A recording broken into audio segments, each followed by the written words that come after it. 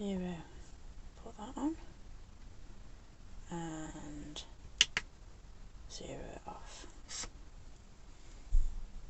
Light blue A1, shake it, if you can see there.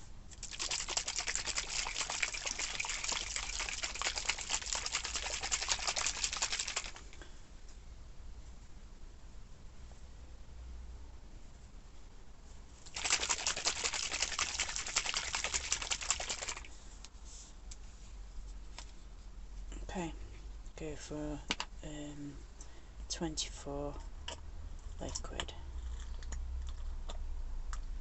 Nice easy squirt top, so then you can be pretty accurate. Can you see we're on 16? So squirt 17, squirt 18. So one short squirt should give you about a gram.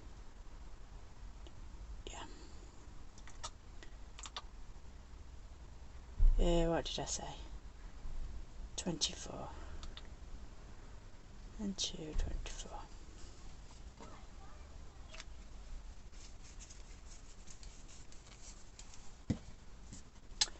So 1 part liquid, 2 parts powder. So the powder, that should come to, I think, 72 in total. If my maths is any good, which is not great, but yeah, 2 parts powder. So, whoa, spilt it a bit, only a little bit.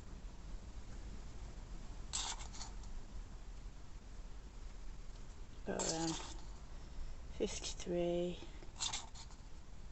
58, 64, 68, 71. Oh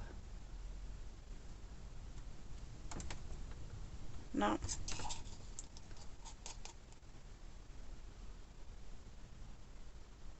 Where's 72? Come on, 72. You know you're there. Come on.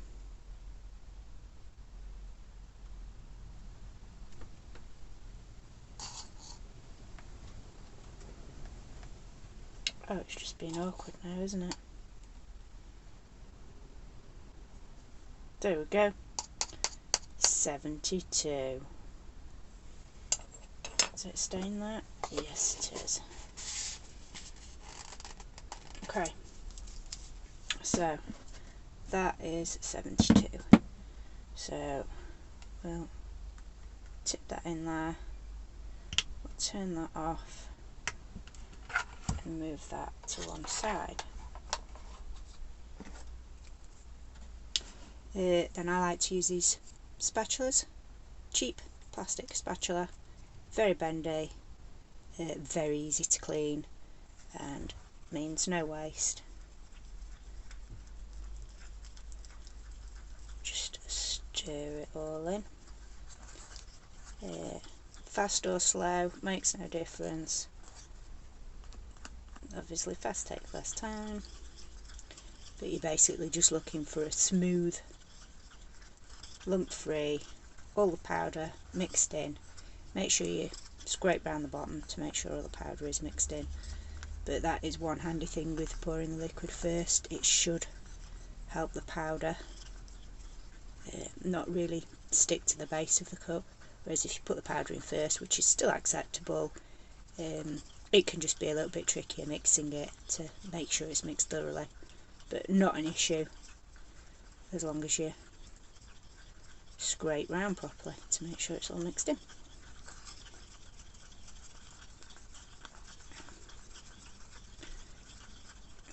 Okay, so how's that looking? Quite runny, but still a couple of lumps. A little bit more, and then we'll give it a bit of a pour. Okay, I think that'll do. Wipe off as much as I can, yet again, so then I've not got any waste. But as I say, it really doesn't matter, because even if it sets thick on the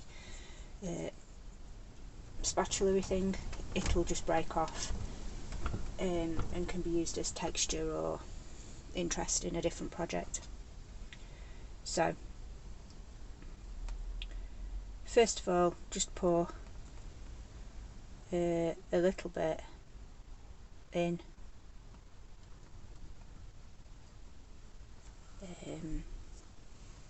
Where's that spatula? Let's have that. Okay, like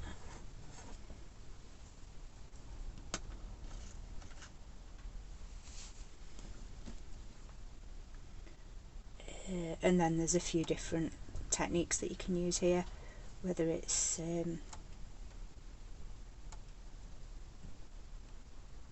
this method that I'm blanking on at the minute of just letting it run into all the gaps, or whether you want to use a brush. If you do use a brush, you'll need to rinse it in a bottle of water or a jar of water or something, not in the sink.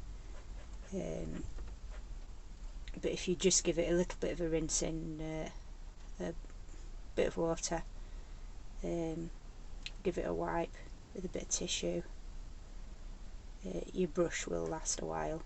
It will eventually clog up,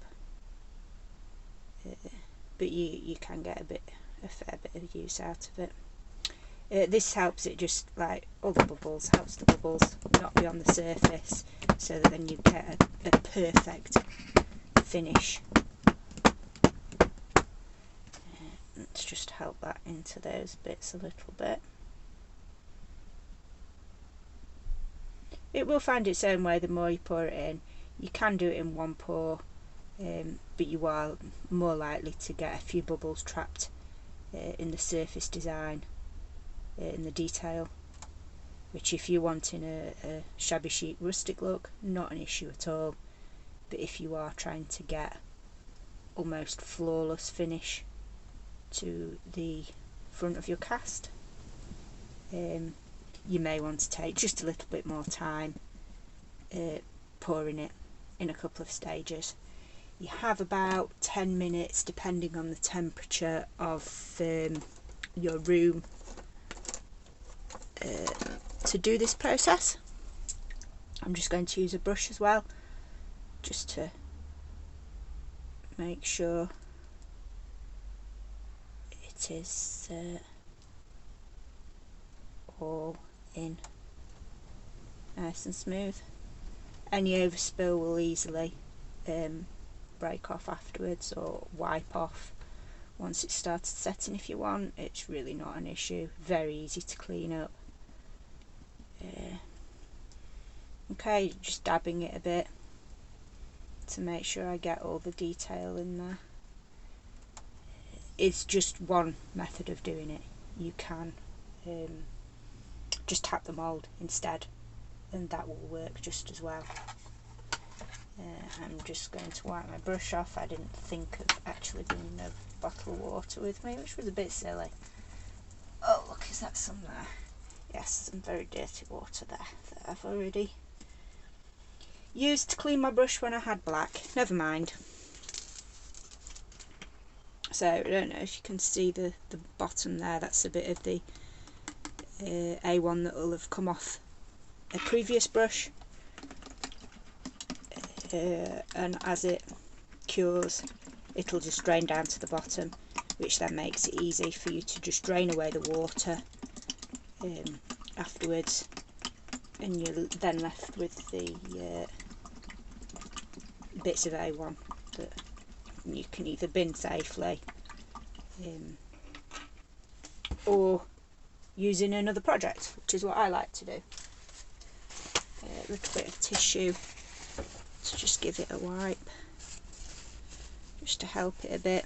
But as you can see, this brush has already started to, it wasn't a splayed brush, it was pointy, but it has started to set at the base.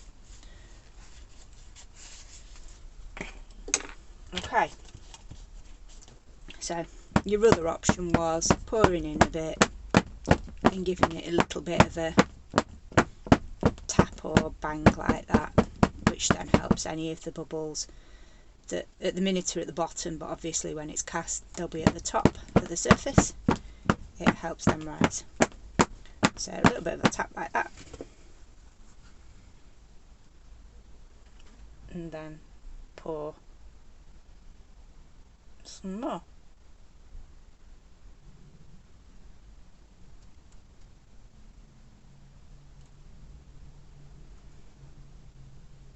I can see it's already getting a little bit thicker than it was when I originally did it.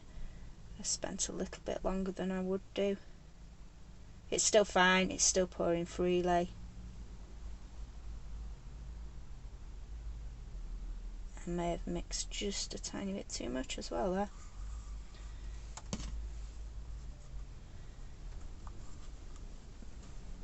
Not sure. Let's see.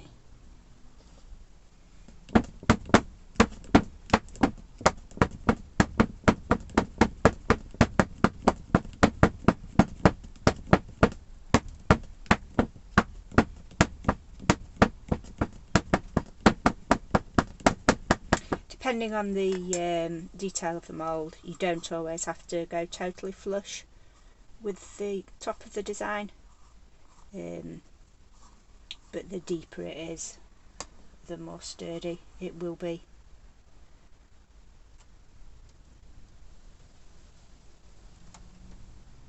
It is sort of self-levelling anyway, so you don't have to be too accurate with where you're pouring it. And obviously you can move it about with a spatula or a brush or whatever to help it get into the little nooks and crannies, which I think I'm going to do, because I think that's as much as that mould really wants to take. So I did pour a little bit too much. I went for 72 grams in total, didn't I? Yeah, I'm not sure how much is left there. I shall do that calculation again and update with all the proper measurements on the Facebook page when I've redone the calculations.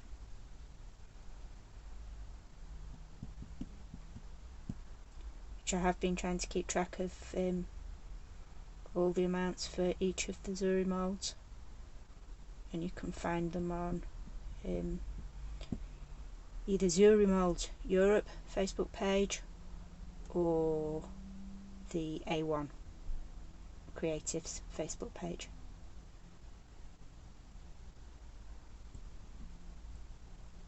For those that don't like guessing or having excess. But like with all things like this, we advise if you have a small mould nearby, you can always, don't waste anything, just pour it in.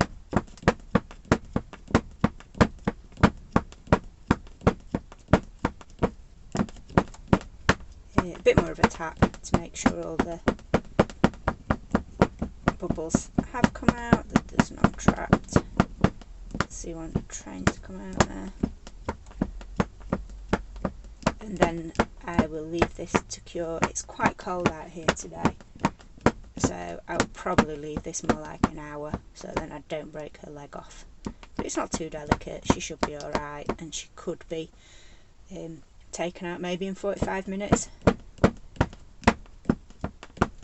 I think I'll probably go for an hour today with it being so cold.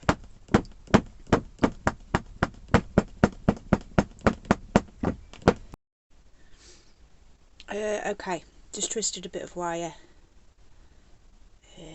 because I am going to make it into a Christmas decoration, I think.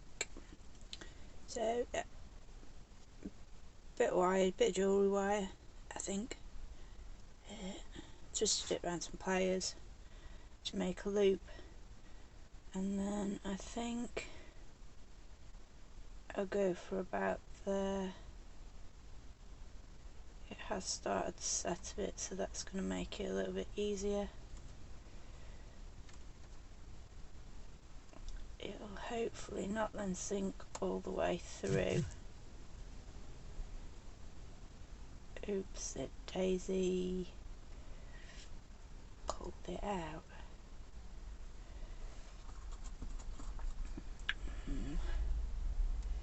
Yeah, might have left that a bit too late, eh?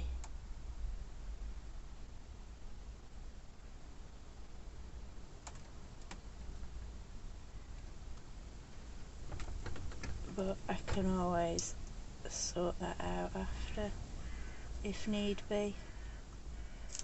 I should have put it in a bit sooner. I thought it's so cold in here, it'll take longer to cure.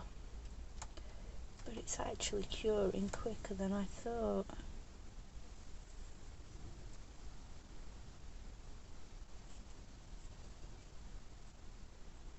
So yeah, you just want to make sure that it's buried enough so that then it doesn't just come out.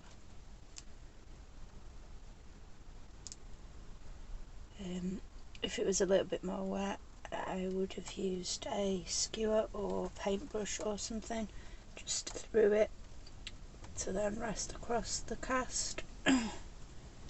But as it's so set, it should be fine like that. So come back to it in about an hour and see how it goes. Okay, time to take it out.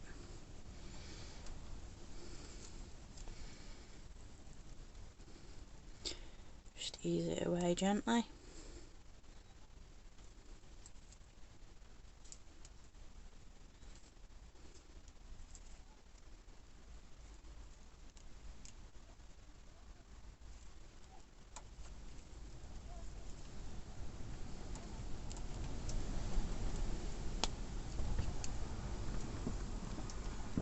And there she is.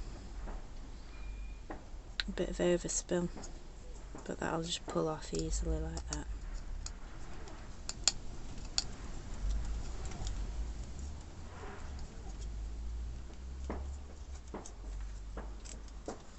There we go. And there. Angel Blues, which I think I've tidied her up properly. Might be able to get a few more of those little bits of overspill off. But yeah, I think she looks quite nice. I'll just put a little bit of wax probably, just to enhance those details a little bit more, although you can see them well anyway, I think. Okay, there you go.